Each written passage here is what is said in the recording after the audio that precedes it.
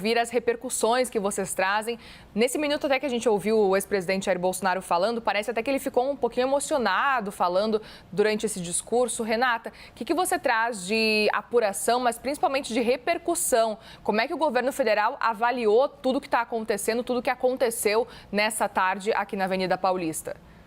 Muriel, vou começar do começo, Por tá? favor. Vou começar lá de manhã. Lá no palanque presidencial, né, que é aquele que reúne todas as autoridades, havia assim uma certa preocupação de qual tamanho que seria toda essa manifestação. Até teve um ministro que brincou, falou, será que vai ser do tamanho do nosso desfile aqui do 7 de setembro? Porque aqui em Brasília é pequeno, na verdade. Então tinha essa certa preocupação, às vezes até uma brincadeira, mas você via ali, né, que tinha uma certa tensão. Só que se tinha preocupação com o tamanho da manifestação, não tinha preocupação com o teor da manifestação. E eu explico. O governo já estava esperando que fosse ali uma manifestação controlada e organizada. E quando eu digo organizada, é organizada em relação às pautas mesmo. Assim, eles sabiam que as pautas não iam envolver o presidente ou o governo, pelo menos era o que estava previsto, e de fato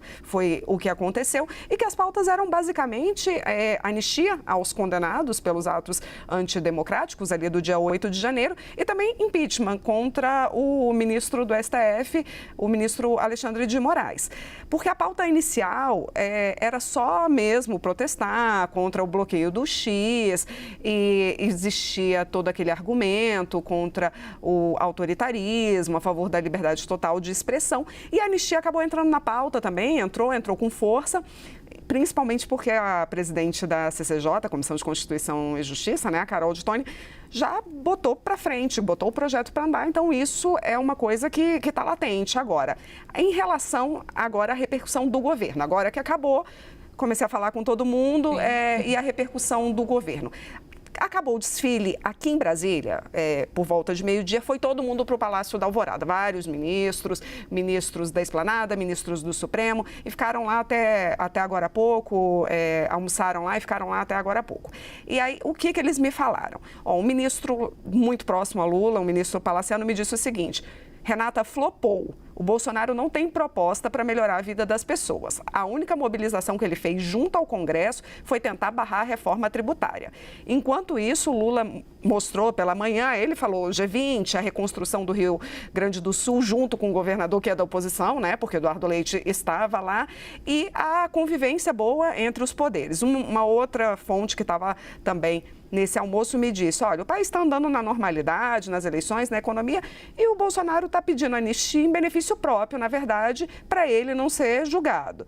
E outra fonte me disse, olha, o Bolsonaro está tentando forçar um afastamento dele, né, dos processos, porque a avaliação o Bolsonaro bate no Alexandre de Moraes com o objetivo de intimidar e tentar parar ali os processos dele, ou seja, a avaliação é que não respingou no governo. Agora eu vou contar só um bastidor saboroso que foi muito interessante, porque tinham bonecos, né, na Paulista, do Alexandre de Moraes e do Rodrigo Pacheco.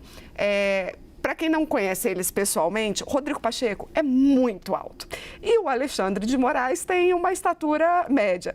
E aí o Rodrigo Pacheco falava assim, eu estou muito preocupado, falava para o Alexandre de Moraes, eu estou muito preocupado com o tamanho desses bonecos, porque eu vou ficar muito chateado se o meu boneco for do tamanho do seu boneco, porque o meu boneco tem que ser muito maior do que você. Então essa era a grande preocupação, assim, na brincadeira de qual o tamanho que seriam os bonecos, o do Pacheco, ele queria que fosse muito maior do que o do Alexandre de Moraes.